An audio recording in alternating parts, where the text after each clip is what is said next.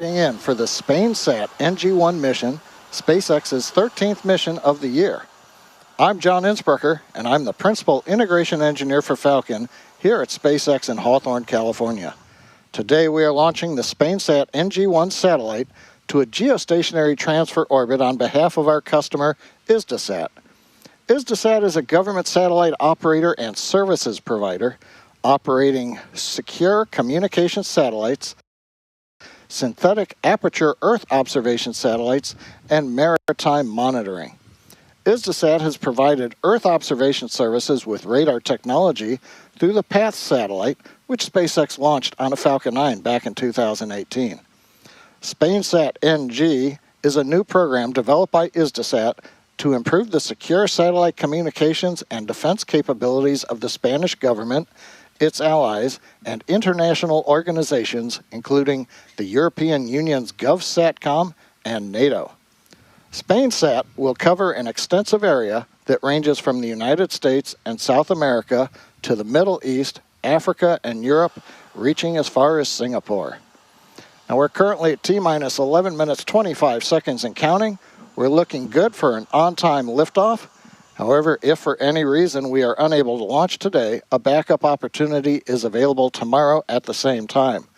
But the good news is Falcon 9 is healthy, the range is ready to support, the weather's been good all day and continues to look outstanding. We're not tracking any concerns for launch in just over 11 minutes. And with that, let's take a look at today's Falcon 9. The two-stage Falcon 9 you can see on your screen with its payload fairing is 70 meters or 229 feet tall. When it's fully loaded, it'll hold just over 1 million pounds of propellant, which the vehicle will burn through in less than 3 minutes after liftoff. Propellant loading did begin on time at T-minus 35 minutes this evening. The second stage fuel tank is fully loaded. The first stage fuel tank loading will complete at T-minus 6 minutes. Liquid oxygen loading is underway on both stages. Now our payload today is safely enclosed inside of the 17-foot diameter payload fairing, which is a structure called out at the very top of the graphic. It's made of a carbon composite material, and the two sides of the fairing form a clamshell around the satellite to protect it during ascent. Now the fairing halves are then separated at about 3 minutes and 40 seconds into today's flight. They'll be recovered from the ocean for reuse. Now the fairing halves supporting today's mission are flight proven. One half is flying for its 8th time. The other half is flying for its 5th time.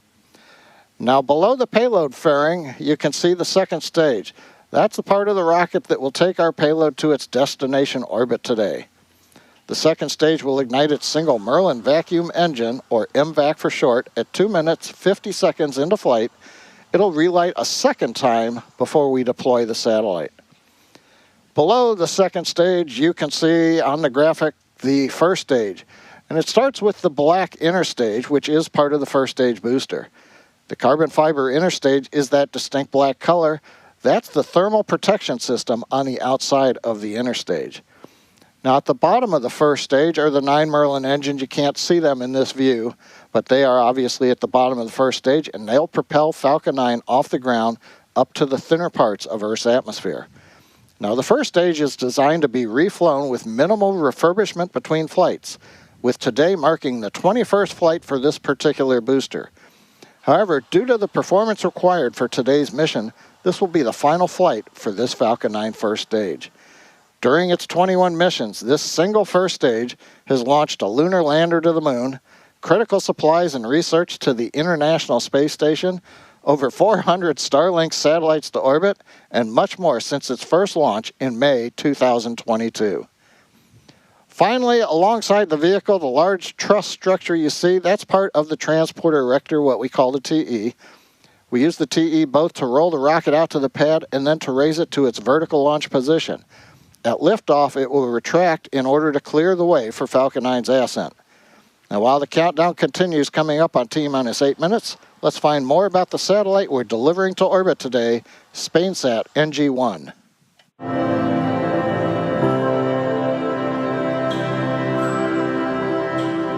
The SpainSat NG program will provide a sovereign, secure communications capability for government missions, with 2 new generation satellites based on Airbus's Eurostar Neo platform, which is developed under the European Space Agency's partnership projects. The SpainSat NG program is under the responsibility of Hisdesat. Hisdesat is an international service provider of X and military Ka-band for government and military applications. Our role in the program SpainSat NG is to be the customer of the full program, including the space and ground segment, the launch, and the operation and exploitation of the satellite during 15 years lifetime. What's unique about the SpainSat NG program is the PASIS 3 funding partnership model. PASIS 3 is a financial scheme to develop the most innovative elements of the SpainSat NG payload with the support of the Center for Technological and Industrial Development, CBTI, in a framework of a private-public partnership between the European Space Agency and Hisdesat as an operator of the sat. The most innovative element of the payload is the X-band active antenna system, comprising both receive and transmit antennas. Something as complex as the DRA's antenna in X-band, an active antenna that can move the beams electronically and can configure the beam electronically without any movement, is what makes this satellite the most advanced one in Europe today.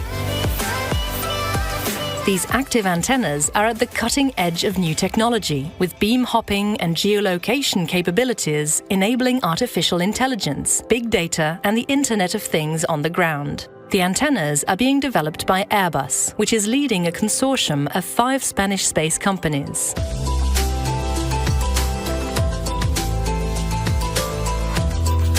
The active antennas are already in production. Actually, they are in the assembly, integration, and test phase.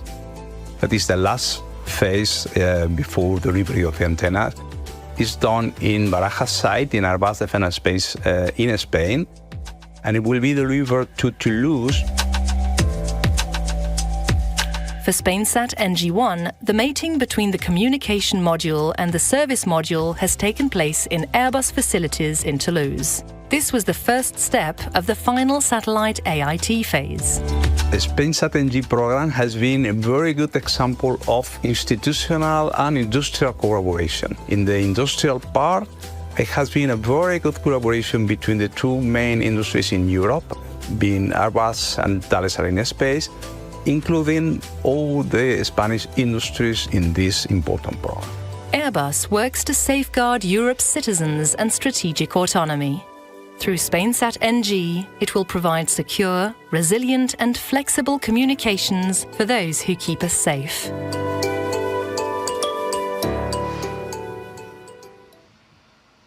T-minus 4 minutes, 26 seconds and counting. We've just heard the call out, strong back lower has begun. It's actually a sequence that'll start with the clamp arms beginning to open. You'll see those right now in the monitor. You can see the arms around the top of the second stage. We open those in preparation for the strong back pulling away from the rocket.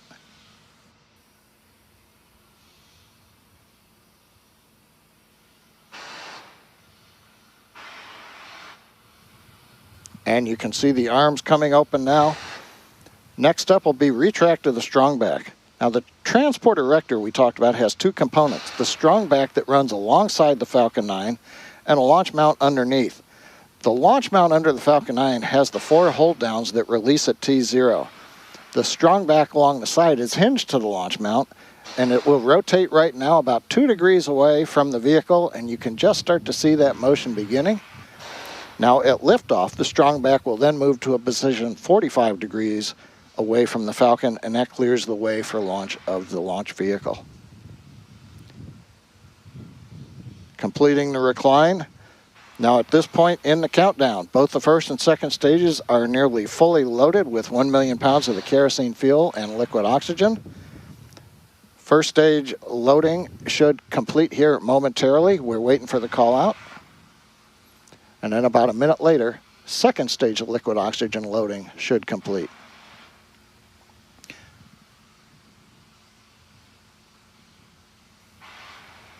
Now the white clouds... Stage 1 LOX load is complete. Stage 1 LOX load complete. We're on time. We're down to one more tank to finish loading. Stage 2 LOX. The white clouds that you're seeing around the vehicle, they're formed as the chilled gas vents overboard to maintain pressure in the tanks as needed. Current temperature at the launch site's a balmy 63 Fahrenheit, 17 Celsius. And when the gas meets that warm Florida air, it condenses the moisture in the air and it forms those clouds. As we wait for T-minus 2 minutes and the start of the second stage LOX closeout, a few more things that'll happen in the last part of the countdown. At T-minus 60 seconds, Falcon 9 will be in startup. That means the rocket's autonomous internal flight computers have taken over the launch countdown. There are computers on both the first and second stages. Stage 2 LOX load is complete. LOX load complete on second stage. That means the 1,000,000 pounds propellant is completely loaded now on both the first and the second stages. Next major activity is going to come up at T-minus 1 minute 30 seconds. That's going to be the ground gas closeouts. We'll begin venting pressures in the strongback overboard. Make sure everything is drained in preparation for launch.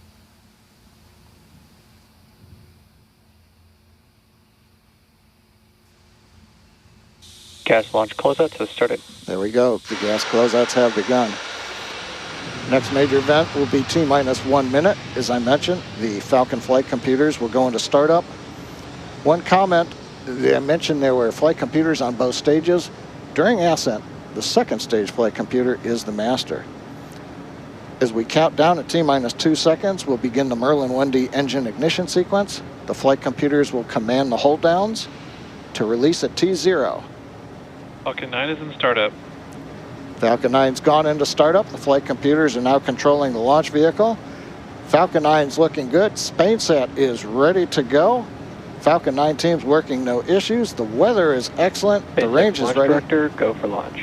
And the launch directors go for launch. Let's listen in to the flight of SpainSat NG I.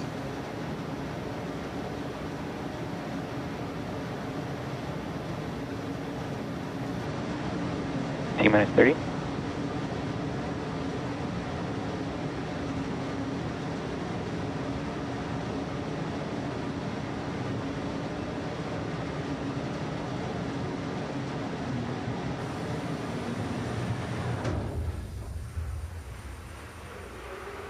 T-minus 10, 9, 8, 7, 6, 5, 4, 3, 2, 1, ignition, liftoff. Go SpaceX, go SpainSat NG I.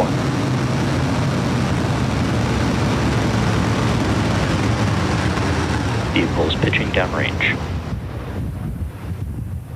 Stage 1 propulsion is nominal.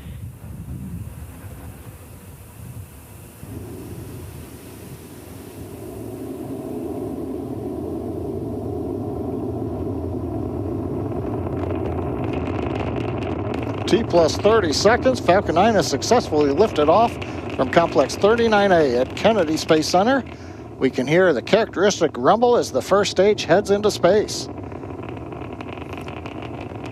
We're throttling down right now in preparation Power and telemetry nominal. for max Q. Good call out, power and telemetry nominal, reports avionics.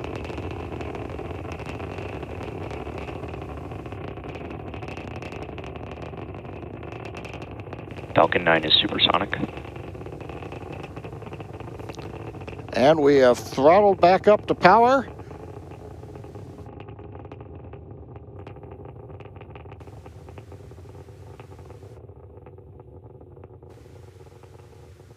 Max Q. And we've heard the max Q call out. Continuing on the timeline, everything looking good. The rocket typically will need to go 17,000 miles per hour horizontally in order to get into orbit and avoid being pulled back down to Earth. To help go from vertical to horizontal, the first stage performed a pitch kick just after liftoff, about 10 seconds into flight, or what's also known as a gravity turn. The engines gimbal a small amount, and that slowly turns the first stage from going straight up to going horizontal with the help of gravity, and eventually we will be roughly horizontal to Earth as we achieve orbit. Now you can track the progress to orbit by keeping an eye on the left side of your display. That's showing the first stage velocity and altitude, and then we'll have displays for the second stage as we get past stage separation. Now we're going to have coming up in about 30 seconds the start of the typical 3 quick events. Main engine cutoff, or MECO, you'll hear the call out. We'll shut down the 9 Merlin engines on the first stage. The pneumatic system, the stage separation pushers, will then push the first stage away from the second stage for stage separation, and the MVAC-D engine will ignite, and then fairing separation. For now, let's listen and watch for the events.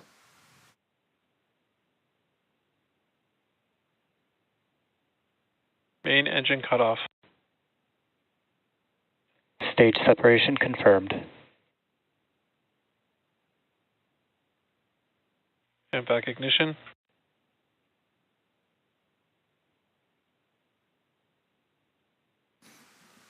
And there you heard and saw those events that happened back to back to back. We had main engine cutoff, stage sep, and second stage engine start number 1, SES1. Right-hand side, you can see the altitude and the velocity of the second stage. So far, I want to remind folks who might be waiting for it, as we talked about earlier in the webcast, the first stage will not be recovered today. You may have noticed that we removed the landing legs and the grid fins to decrease the mass of the stage. That'll provide the performance needed to put the 6 metric ton spacecraft into orbit. The legs and fins can be used on other boosters. But now we want to say to the first stage, Fairing separation confirmed. fairing separation on time. And for first stage that is on its way back to Earth, not for recovery, farewell, and we thank you. Now the fairing halves that you just saw separate from around the SpainSat NG I spacecraft, we'll be attempting to retrieve those halves once they fall back to Earth using our recovery vessel Bob. Now the fairings will orient themselves as they come back down with gas thrusters for entry into the atmosphere, and as they near the ocean, each fairing half uses a gas-powered deployer to release a parachute. The fairing computer will send commands that steer the fairings to the ocean landing, where the recovery vessel Bob will attempt to recover them. Now we've got a few minutes until our next major event, SECO-1, which is where we'll shut down our MVAC-D engine on the second stage in the parking orbit. Stage 1 FTS has safed. Coming up on 5 minutes, everything continuing to look good. You can see the orange-red glow of the niobium alloy nozzle extension on the second stage engine. Very standard for the MVAC-D engine.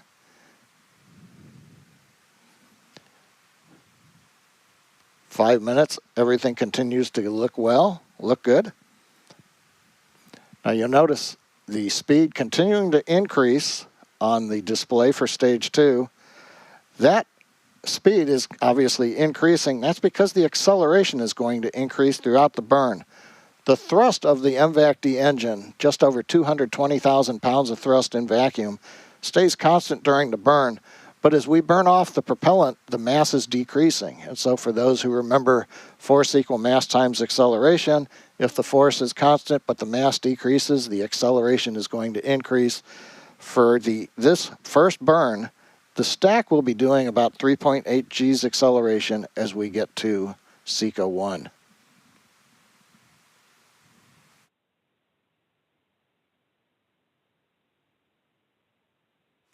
T plus 6 minutes, continuing to look good on the second stage.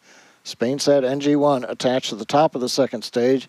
We'll see some views from the forward-looking Vehicles camera on a nominal trajectory. a little later on.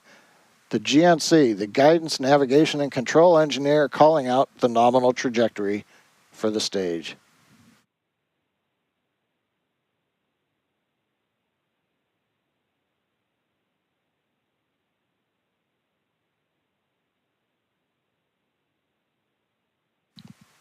Six and a half minutes into flight, continuing to look good on the burn.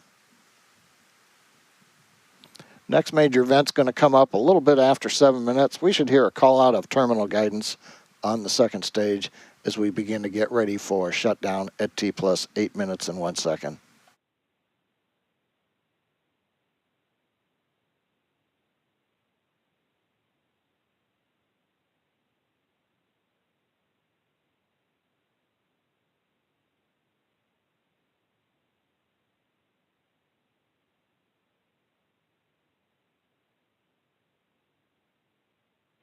Stage 2 is in terminal guidance.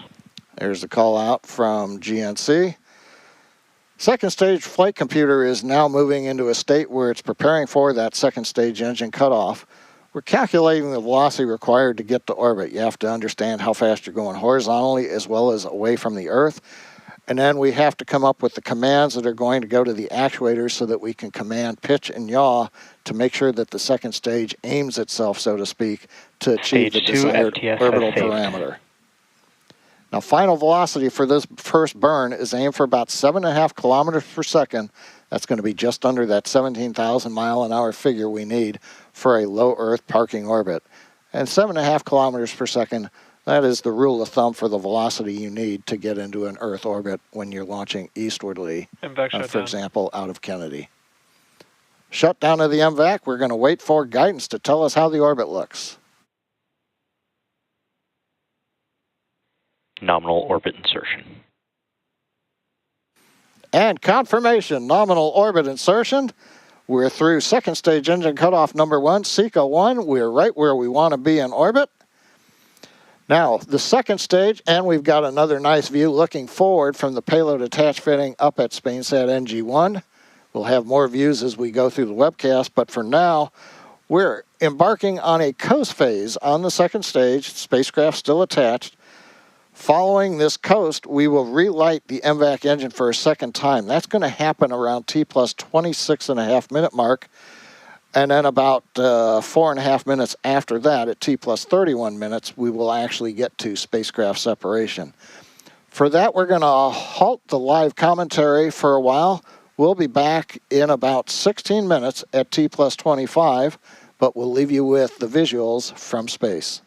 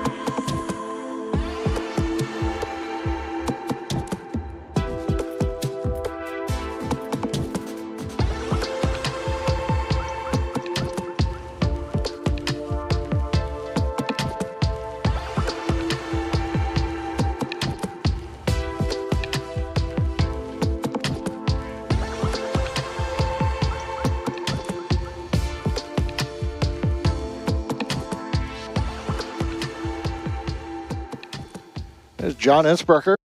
Live commentary. We're just past T plus 25 minutes. You're looking at a view of the MVAC-D engine as we're coming up in about a minute and a half on the second burn of that engine, placing the SpainSat NG I satellite into the desired transfer orbit.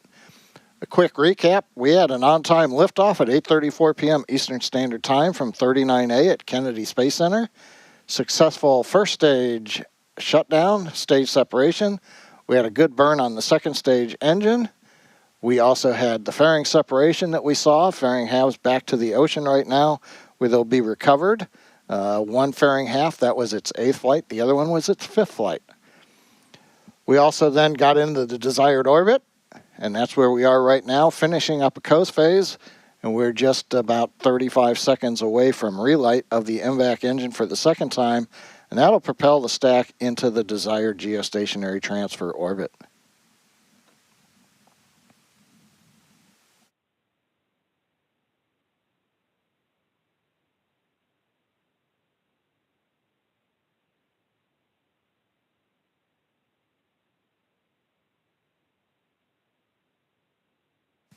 Waiting right now for the last seconds as the flight computer counts down to the ignition of the engine.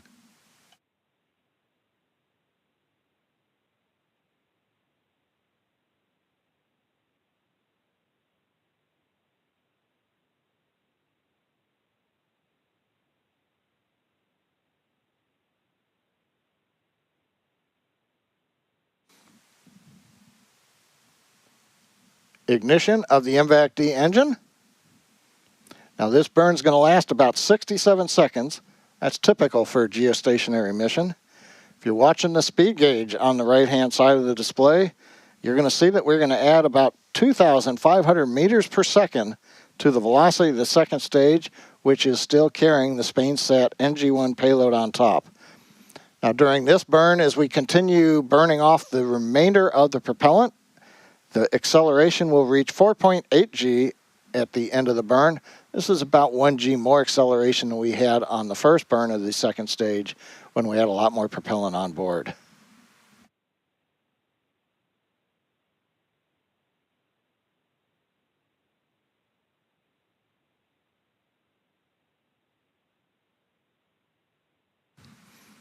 Engine now throttling down, decreasing the loads on the spacecraft as we're coming up, and we have SECO 2.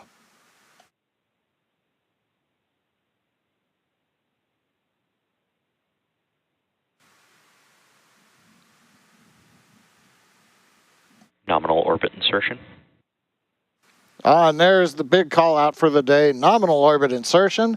Second stage in its second burn has put the spacecraft onto the desired trajectory. You can see right now 400 kilometers, 440 kilometers in altitude. We're headed to an orbit much higher than that. Next up, we're going to have separation of the second stage, of the SpainSat NG I spacecraft. We've got a couple of minutes before that happens. We'll come back with live commentary at about T plus 30 minutes.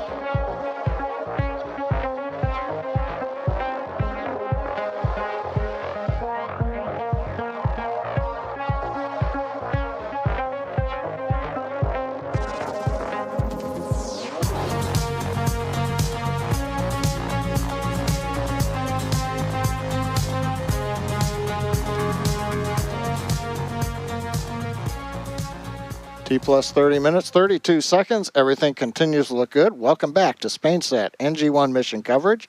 Had a great mission so far. We're less than a minute away from payload deploy for our customer, Hisdesat. Now, today's satellite will be placed into geostationary orbit at 29 degrees east longitude. A second satellite, known as SpainSat NG I, will be placed in a geostationary position at 30 degrees west longitude later this year. And the SpainSat satellites will replace the existing SpainSat launched in 2006 and the XTAR EUR launched in 2005. The view right now looking up from the camera on the second stage mounted on the payload attached fitting. You're looking at the bottom of SpainSat NG I. And we're waiting for payload deploy. SpainSat NG I deploy confirmed. Avionics engineer calling out successful deploy. You can see it on the screen. Springs pushing the second stage and the SpainSat NG I spacecraft away from each other. And with that successful deploy of SpainSat NG I satellite, it begins its journey to its final destination. With that, that's going to wrap up our coverage for today. All of us at SpaceX want to give a big thank you to our customer, Hisdesat. We also want to give a shout out to the Eastern Range, Kennedy Space Center, and the Federal Aviation Administration for supporting today's launch. And as always, thanks to all our viewers for logging on and your continued support. Be sure to follow us using @SpaceX on X for mission updates. I'm John Innsbrucker. We'll see you again soon.